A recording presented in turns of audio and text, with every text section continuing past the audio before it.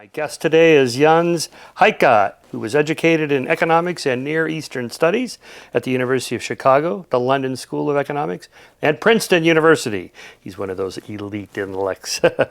He worked as an executive in several technology startups, including one that created the first internet mobile phone. Since retiring from high tech, he's worked as an independent researcher and writer. He is the author of the new book, here it is, Out of the Melting Pot and Into the Fire, Multiculturalism in the World's Past and America's Future. Jens, welcome to the office of Skeptic Magazine. Here we are, this is our first in studio. Yeah, thank you, Michael. Thanks for having me on the podcast. Now, this is great, and we're on the heels of our first public event that we've had since 2015, so the world is getting back together again, which is nice. Okay, so just before we dive into the details of your book, what's your story? What is my story? Yeah, so I was a PhD student in Princeton, Near Eastern Studies. I was at the ABD stage, all but dissertation. This is back in the late 1980s, and I got kind of an epiphanous moment there. I was chosen to be on a committee to recommend new faculty appointments. So the committee of graduate students, there are like five or six of us, and we got together to meet the first time, and the first thing anybody said in this meeting, they said what the gender and skin color of the next faculty appointment needed to be. Incredible. This is so we think of this thing as being kind of recent, but this is all the way back in the 1980s. And I don't want to complain. I've got no right to complain because I've been very fortunate. I had wonderful educated parents who really looked after us and helped us rise up. I got a scholarship at Princeton, which was all wonderful. But first of all, that got me to thinking, where does this relentless focus on identity and skin color and differences, where does that lead to? But that moment also led me at the time to leave my PhD student studies. 2 weeks later, I put everything in my car and drove out to Silicon Valley, taught myself how to program, and then went into a career in high tech. And what that did is after 10 years, I was able to retire from that, and then I could go back to academia without worrying about, whether or not I fit the skin color to get an appointment and all that kind of stuff. I didn't have to worry about political correctness. I could write what I wanted. So I've been extremely fortunate. But that did lead me back to that original question. Where does this all lead to, this relentless focus on difference and race? Where does it come from? How did it start? So you're talking 1980s, so that's kind of the earliest part of the political correctness movement, as it was then called. Yeah. How far further do you go from there? It goes quite a bit further back than that. The whole multicultural move started with some elite intellectuals all the way back in the early 1900s. Figures like Horace Kallen, Randolph Bourne, and it was kind of picked up by anthropologists in the 1940s. Franz Boas and his students, people like Ruth Benedict and so on. They pushed this notion of cultural relativism, and that was then picked up by other intellectuals, the post-colonialists and postmodernists, and it kind of worked its way into the critical race theory thinking that we've seen in the last few decades. So it has a really long intellectual heritage, but it didn't really come up to the surface until the last few decades. Yeah. Well, reading your book, I'm largely in agreement with you. Where does it lead to? Pretty much to no good. That is, assessing people by the color of their skin or what they have between their legs, or who kind of who they want to share a bed with in the privacy of their bed. It's none of my business, and judging people that way that's not leading to a productive future. But so let's steel man the other side. Okay, so the racist history of America is not good. It's pretty dark. We have not lived up to the principles of the Constitution until maybe just recently, if that. So I can kind of see why, we want to not assess people by the color of the skin, but adjust for the wrongs of the past through affirmative action, through Head Start programs, through as President Johnson famously said, you can't bring a man to the start line of a race who has no training at all. He's got this horrible background and put him up against these world-class athletes and expect him, now you're free to compete. Well, you're an athlete, so you know that. Well, that doesn't really work that way. So I can kind of see, let's do this for a while and see if that makes a difference and catch them up to the start line. Now the playing field is level, as we say. In sports, in society, it's level. Now we go. Are we? I mean, would that be the argument they are making? That absolutely is, and a lot of it is very well intentioned. I mean, you'd have to be blind not to perceive the terrible racist past that this country has had, and like you said, all the way up into pretty recent times. You look at a lot of official racism wasn't even ruled out. We had Brown versus Board of Education in 1954, but a lot more of it persisted officially, right? This is under the law until the 1960s. It wasn't until the Civil Rights Act and some of those other bits of legislation that it was officially against the rules, and obviously it continued after that too for decades. So we've only gotten close to realizing the dream of equality in the last few decades. So there's no question about that. The real question is, what's the best way to deal with it? Is it to specifically compensate people on the basis of their skin color, which, as my research shows, by itself is extremely divisive, or, and not a good proxy anymore. I mean, it used to be that say a dark skin was more or less associated with a lack of privilege and with disadvantage. That's become less and less the truth, and it's become a worse proxy for disadvantage. So we're at a stage where if you favor people on the basis of skin color, you're going to favor a lot of people who are pretty privileged, and you're going to disadvantage a lot of people who aren't. So let's attack the disparity directly. Let's help people because they're disadvantaged, not because they're skin color. And in doing so, yeah, sure, we're going to help probably predominantly people who are black or Hispanic or some other marginalized group. But the important thing is to focus on the actual disadvantage rather than some lousy proxy for it, like skin color. Yeah, so what are those disadvantages, one of which you hear about in the systemic racism argument? So like in 2015, when I published The Moral Arc, all the survey data showed, people are just way less racist than they used to be. Like the questions, would you move out of your neighborhood if a black family moved in? And how would you feel if one of your children or relatives married somebody of a different race? Those statistics were embarrassingly racist all the way up until maybe the 1990s, and then they plummeted, and now everybody's kind of on board. Same thing with same-sex marriage, happens really fast. So I think we can say most Americans are not racist and bigoted and misogynist and so forth. But then the counter to that is, yeah, but it went on for so long. There's a systemic thing, like inherited wealth or property values. If you end up in some crappy part of a inner city neighborhood and you own a house, that's different than me saying, well, I own a house here in Santa Barbara. That's very different. And so me and the black guy have different trajectories going way back. And so it's still not fair, even if I'm not racist and none of us, the whites here, are racist, there's still this systemic problem. Yeah, again, that can be addressed with measures that are focused narrowly on whatever the disadvantage is.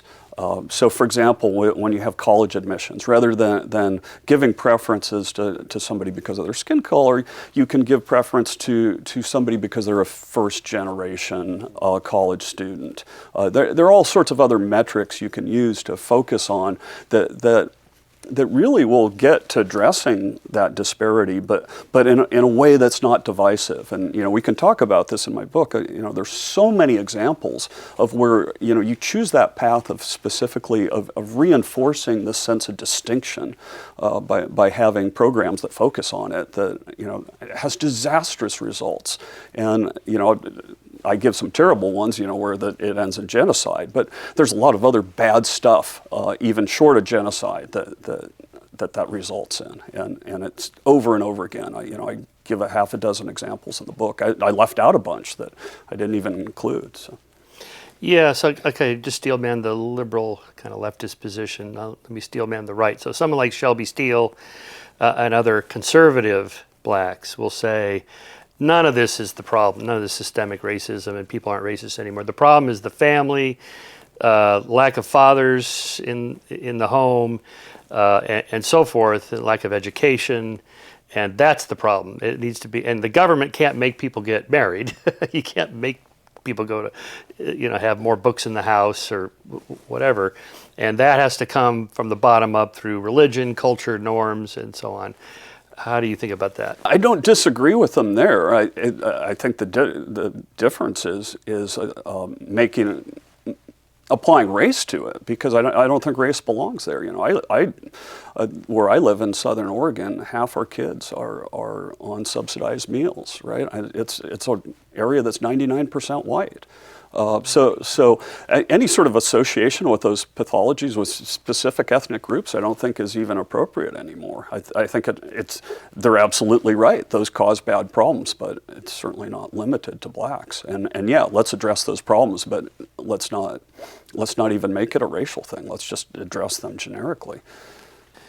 Yeah, I guess what I've said is, like, the government does nudge people through taxes and so on, and tax breaks to do certain things. Like, I get a tax break because I'm married, and I had a kid, so I get another tax break. Yeah. And I own a home, so I get to deduct the interest on the mortgage. Thanks to Trump, that interest is now limited, the upper ceiling. I don't know why they did that. They're conservatives. They're supposed to give middle-class people a break. Anyway, and I drive an electric car, so I got paid, I got a little refund for that. And so the government does nudge people to do things. Maybe they could do something like that, or something like the GI Bill, where you give lower interest rate loans for students of impoverished backgrounds or something like that. I think when it comes to a lot of government programs, the first principle, like with doctors, is to do no harm.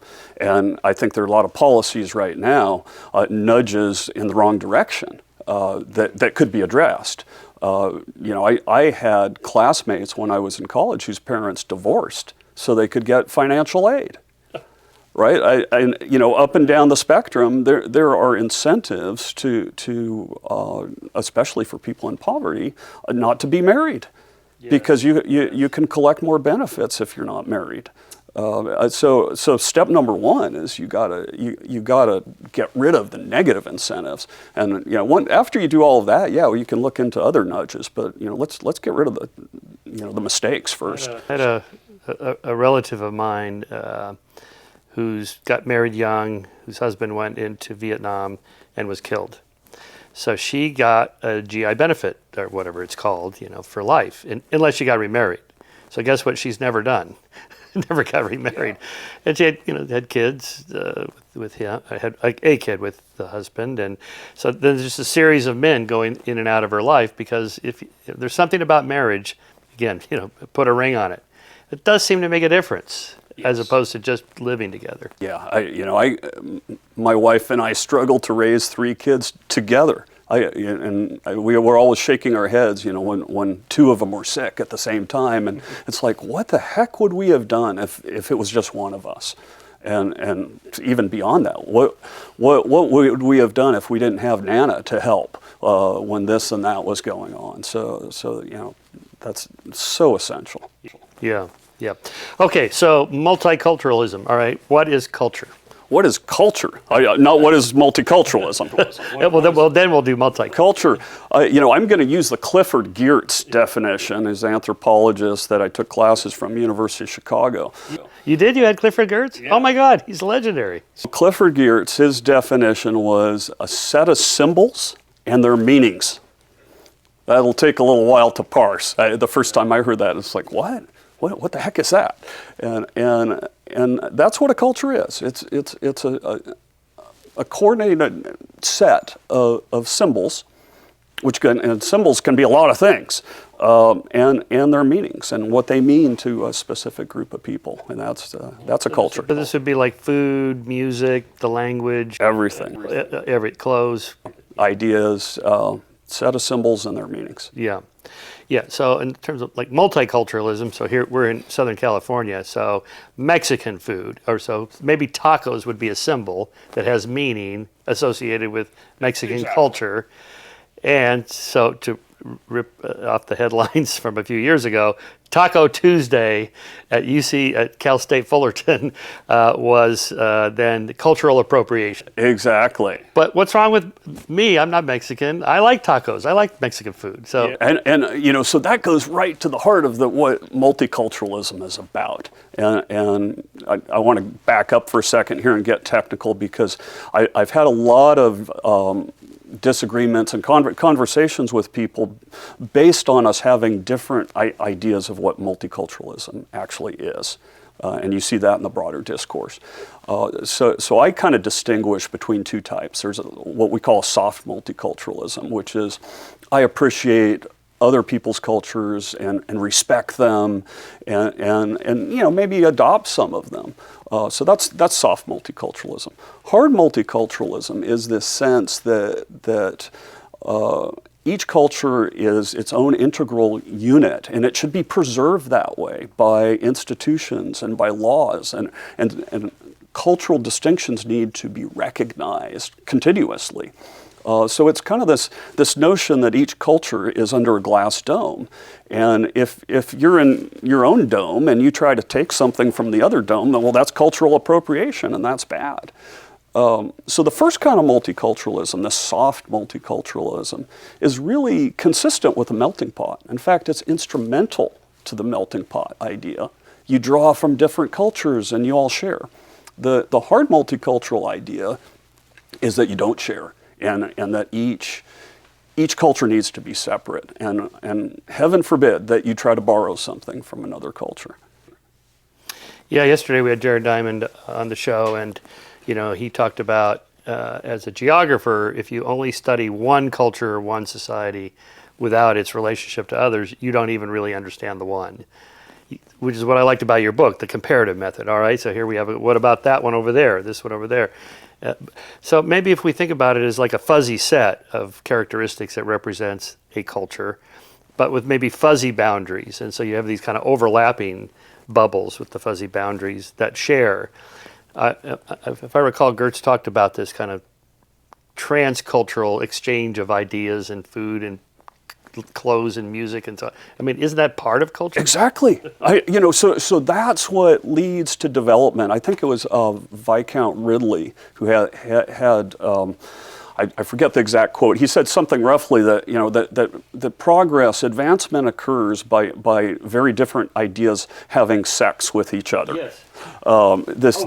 Yeah, Matt Ridley. Yes, that's right. Having sex. Right. He's apparently a Viscount. I just discovered that recently. Yeah. He's Lord Ridley. I've been at his house. It's incredible. It is a Lord Ridley kind of house. And he's exactly right. You look at the periods of the greatest cultural efflorescence in history. The golden age of Islam. The Renaissance. What did that come from? It came from the conjoining of different cultures, of sharing ideas. And the curious thing that we have right now, and this is what I really militate against in my book, is that on the far right and the far left, you both have this sense that somehow that's wrong, that each culture has to be under its glass dome. The guys on the right have a certain sense. They want it to all be this Anglo-Saxon glass dome, and the multiculturalists want an Anglo-Saxon one and a Latinx one and a black one or a BIPOC one. And I'll tell you, the greatest irony of that is, first of all, the guys on the right who are saying, we would like a homogeneous Anglo-Saxon identity. Well, think about what you just said. Homogeneous Anglo-Saxon identity. I mean, Anglo-Saxon itself is a fusion of cultures, and some others that aren't even named. Not just Angles and Saxons, but Picts and Utes, and you name it. Half a dozen other ethnicities that blended to make that. And then the irony of what the people on the left say, it's kind of the same thing, that they think that these cultures are all insular, but they're not. they've been a blend through history, and that's what, again, like Viscount Ridley says, that's how you achieve progress. Yeah. Yeah, so you can't really define culture without its relationship to other cultures in those bubbles. So what's the right metaphor or analogy? Melting pot is the one you discuss. And what's the other one, the mixed salad or something? Or Well, we've had a few different ones. There's been the salad bowl, there's the stew. Yasha Monk, who was on your show, his previous book, I think he called it a public park or something like that. So yeah, it's metaphor salad really, but I prefer the melting pot, because the idea of the melting pot, if you think, and what Ralph Waldo Emerson specifically refers to it as this system where you take two metals and you fuse them into an alloy that's superior than to either two of the metals separate. You achieve something, a whole that's greater than the parts by combining. And the important thing is you're not losing them when you put copper and tin together. The copper doesn't go away, the tin doesn't go away, but they merge together to create something that's better, that unifies them.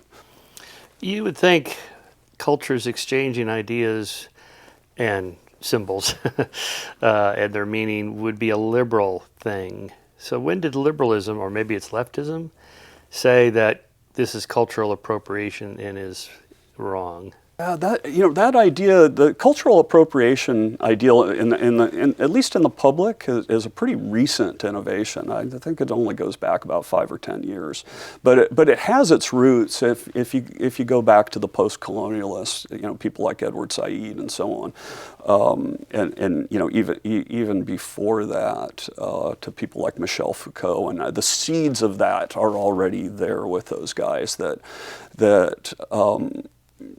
To go into another culture, and Said talks about this particularly with Edward Lane, who's translator of many great Arab works of literature, that the way he went in there and kind of pulled out stuff from that culture that was exploitative, and it was emblematic of the physical exploitation that European colonialists did in the Middle East. Right. All right. All right, let's go around the world using the comparative method. So, can we say these are individual experiments that are being run around the world? And we're one. We're running our experiment about how to right the wrongs of the past, affirmative action and DEI programs or whatever. How does those kind of programs work in, say, Bosnia or whatever, Botswana? Yeah, let's take, I think a really good one is Rwanda. And I want to stop anyone who's thinking right now, tribal Africa, that's got nothing to do with the United States, completely different situation. What most people don't know about Rwanda is that if you go back to the 1800s, yes, they had two main groups, the Hutus and Tutsis, but they actually got along pretty well. There's no systematic violence between those two groups historically, and there was a lot of the boundaries were porous. A Hutu could become a Tutsi could become a Hutu, and they intermarried a lot. In fact, you come all the way up into the colonial era, and there's no differences or no significant violence between the two of them. It's only when the Belgians come in, and like most colonialists, they decide a divide and conquer approach is what's going to work. So they issued mandatory identity cards that identified people as either Hutu or Tutsi, which ossified the difference and politicized it at the same time. And then they instituted a program of affirmative action, which benefited the Tutsis over the Hutus. So if you were a Tutsi, it was much easier to get a high-level government job, to get in higher education, and so on. So that went on for basically 40 years, all the way up until independence, 1962. And when they got to independence, because the Hutus were the majority, they took over. And they had the opportunity, just as we have the opportunity in the United States today, to say the step forward is for us to see everyone as a Rwandan and no longer Hutu and Tutsi. Well, the Hutus didn't do that. Instead, they followed the idea of Ibram X. Kendi, which is that the only remedy to past discrimination is current discrimination. So they flipped the system on its head, and they had affirmative action that favored the Hutus instead of the Tutsis for another 3-4 decades. And I can talk about this a bit, and this is a really important lesson for Americans about these sort of programs, these affirmative action programs, because it had some really unintended consequences that you would not expect that basically led up to the genocide. And the first of those is that you would expect that if you benefit from affirmative action preferences, your feelings towards the other group would gradually become more positive. You'd say, yeah, I'm getting a job that I wouldn't have otherwise got, and, I'm getting an education I wouldn't have otherwise gotten. I'm feeling better about those Tutsis. Well, precisely the opposite happened. And this has been the case in all the countries I surveyed, whether it's Rwanda, Sri Lanka, Bosnia, you name it. Precisely the opposite occurs. Why does that happen? Well, because when you're enjoying those benefits, it's an entitlement, and you get defensive about it, and you worry about losing it. So what do? You make sure the other group is away from the levers of political power, so they can't pull it away. So you opt for more oppressive government means, and then you develop a mythology about why that program needs to continue.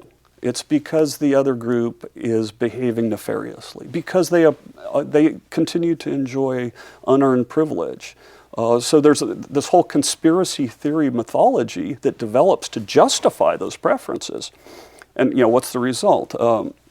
In most of these cases, whether it's India, Nigeria, you name it, the preferences were introduced as a temporary measure, 10, 20 years, and then they'll go away. Well, in India, they've been around for 70 years. Malaysia, they've been around for 50 years. They don't ever go away. The only time they go away, there were 2 times they went away. They went away in Rwanda and Bosnia, actually in Sri Lanka as well. In each of those 3 cases, they went away with genocide. But so that's an effect of these programs that most people never talk about, that they increase the level of animosity from the preferred group against the other ones instead of making it better. So is there something like a supply and demand economic principle at work here? The demand for entitlements and free goods will always outstrip the supply, and at some point you just reach a breaking point. Yeah, that's kind of how that works. And once you develop an entitlement, it's terribly difficult to take away. And that's what that experience has shown, and why it becomes so heated. And that's what happened in Rwanda is that as the differences got politicized, the animosity between the 2 groups grew. It didn't get less. Same in Sri Lanka. It was only after they instituted the preferences that the animosity started to grow. Tom Sowell pointed that out in the case of Sri Lanka. He said, there was no conflict when the disparity between the 2 groups was at its greatest. It was after the disparity was gone, but the preference programs were there. Right. Okay. So just to start to keep these straight. So the Tutsis were the privileged ones. The Hutus got the entitlements and benefits. Yeah. Then they began to resent the Tutsis began to resent that. And how did the Civil War break out? So, well, there was a bit of resentment all along, but it didn't go away when the Hutus took over in 1962. The fact that they kept these racial identity cards that basically in some cases meant life or death when the genocide happened. So they kept the identity cards, and the other thing they did. And anybody who's involved with American schools will hear echoes of this. They had programs that focused on the differences between the two groups. So Rwandan students had to stand up the first day of school and identify which group they belonged to. And by the way, in my own state, in Oregon, the social sciences curriculum calls for approximately that each student needs to identify his cultural background, which is incredible, right? So they had to stand up on the first day, say, I'm a Hutu, I'm a Tutsi, and then the curricula would focus relentlessly on this history of oppression, how the Hutus were put upon and the Tutsis were these colonial oppressors who enjoyed unearned privilege. That language probably sounds familiar, right? Because that's precisely what we have in our schools today. So that went on for years, and I interviewed a number of people who participated in the genocide. Real sobering experience to interview somebody who's killed more people than any U.S. serial killer.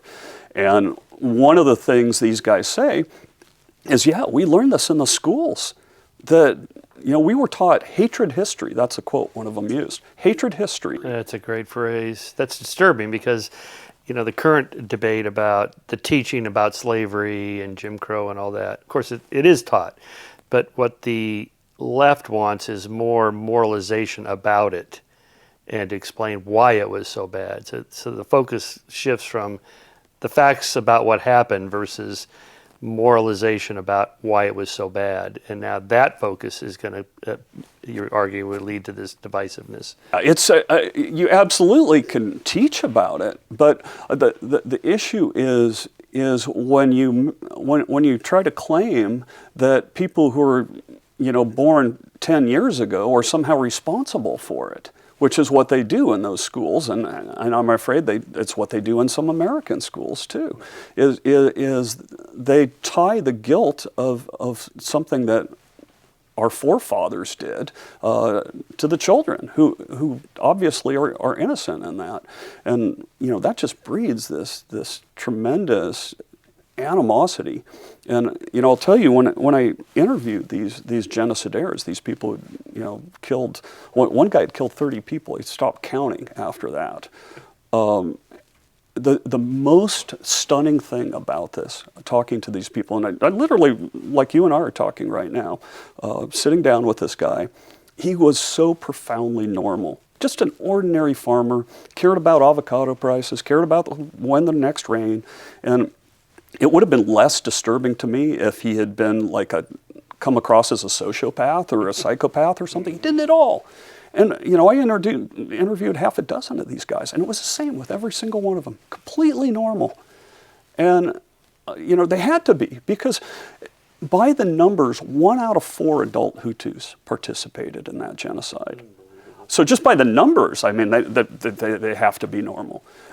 So something incredible happened there, that you could take an ordinary person and turn them into a mass killer.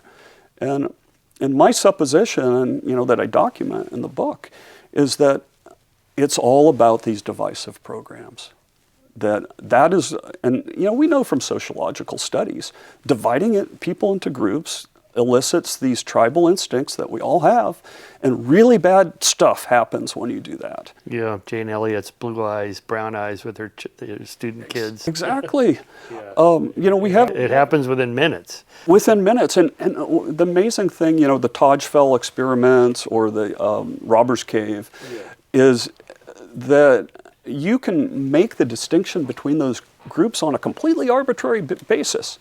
All it takes is somebody who has an official role, a white jacket and clipboard, or a government saying you're group A and you're group B. That by itself is enough to spur, homicidal feelings between people. Yeah, I like that part of her experiment. Was the first day was the blue eyes were the superior ones, and the brown eyes the inferior ones. Then the next day she goes, "Oh, I made a mistake. It's the other way around." Then the preferences shifted automatically. Oh, okay, in that case. Yeah, which is this is exactly what happened with the Hutus and Tutsis, right? Because there's like a vague difference in appearance, but it's really irregular, right? You can't count on it because there was so much intermarriage between the two groups and shifting. And the fact that the Belgians had to issue identity cards that said Hutu and Tutsi on them tells you they couldn't tell the difference. You wouldn't need the identity cards if if you could tell the difference. Yeah. And there were a lot of cases where people had forged identity cards, so they escaped being killed, and there were a lot of Hutus that got killed because people thought they were Tutsis.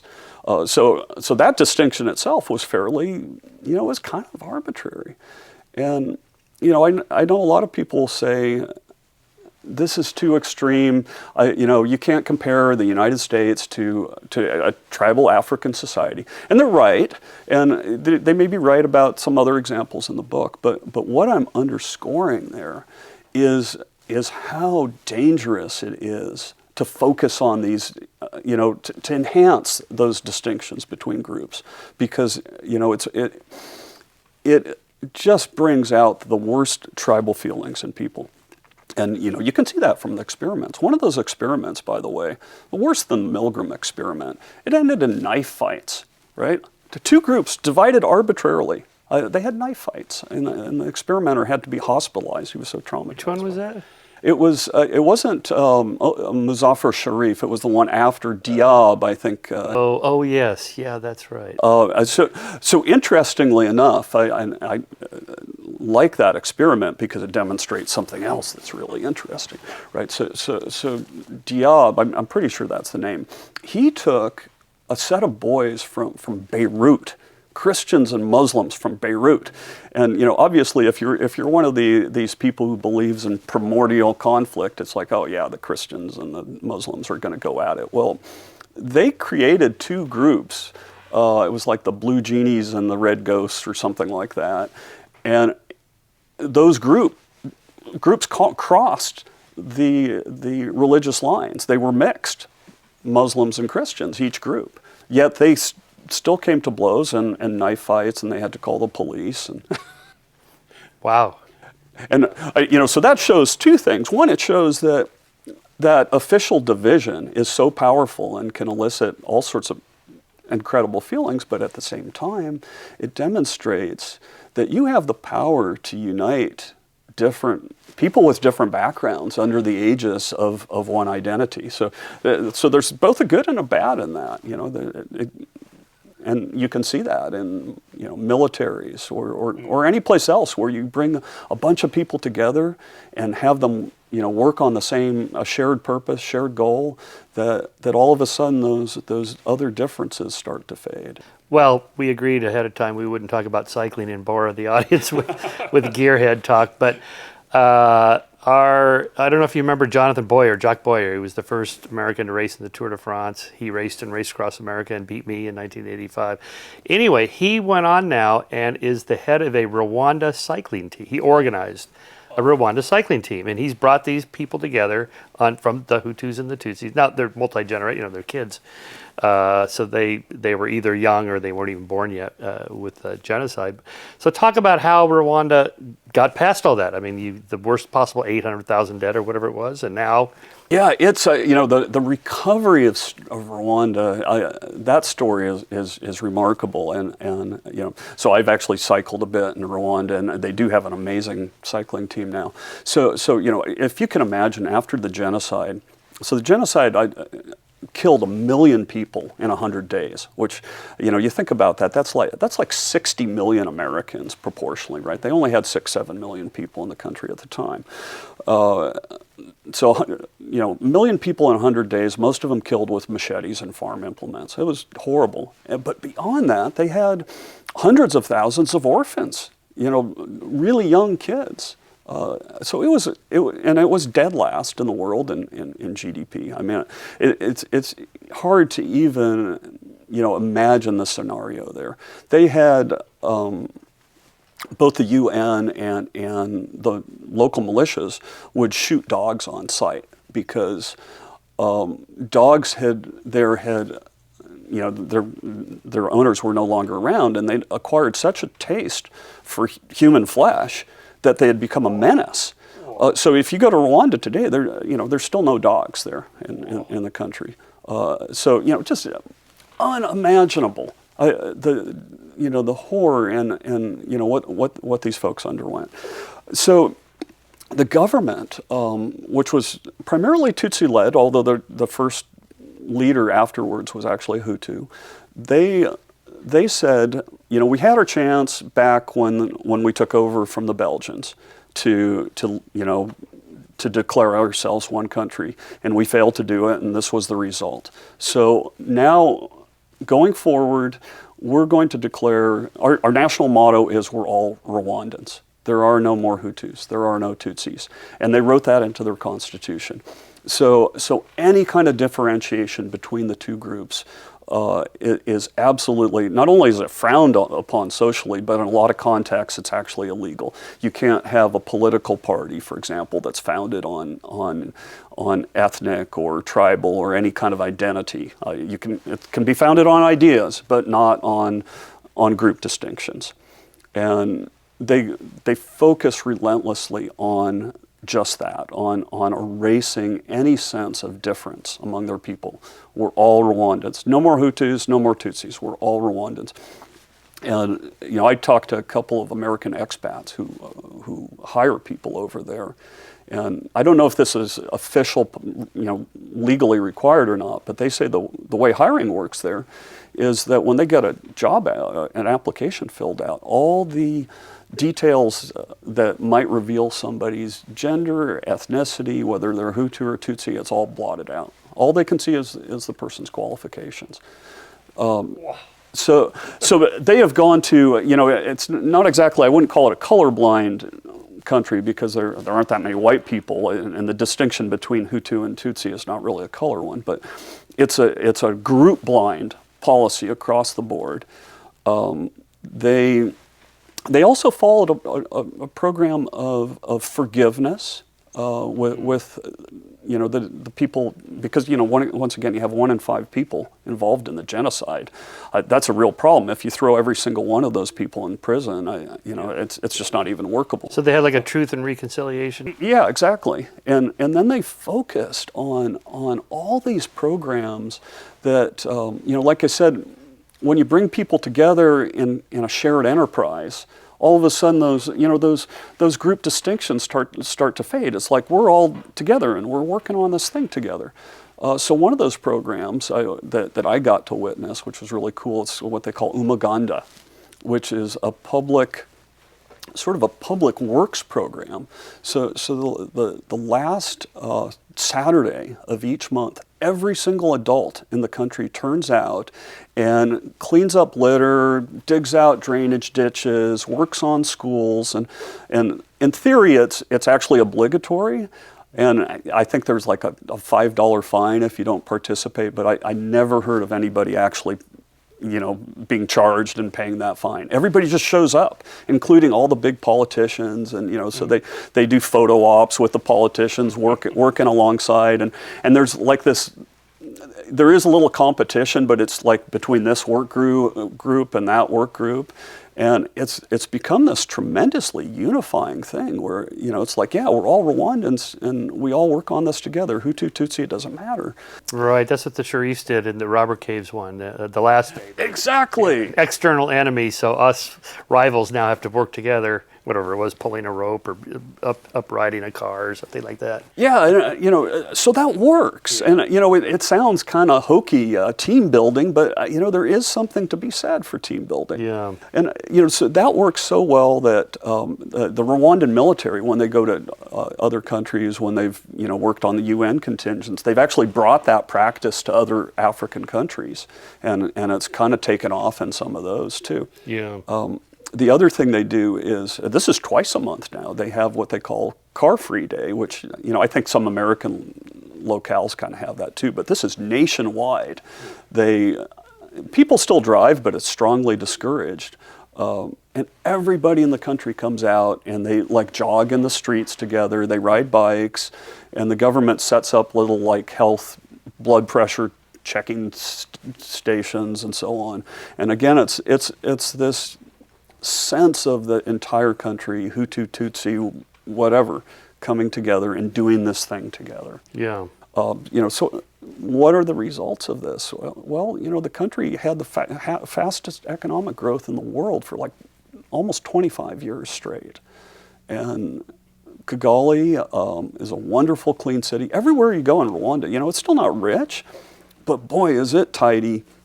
And boy, is there a communal sense that you see in few other places. What else did they do to get that? I mean, they must have changed their economic policies or trade policies. So they definitely turned around the whole economic policy. Prior to the genocide, the Hutu government, they more or less had a socialist policy, and I talk about this a lot in the book. That one of the interaction between ethnic division and economic policies, that socialism, normally isn't a great system, but socialism in a multicultural society is a guaranteed recipe for disaster. And I show that in the statistics.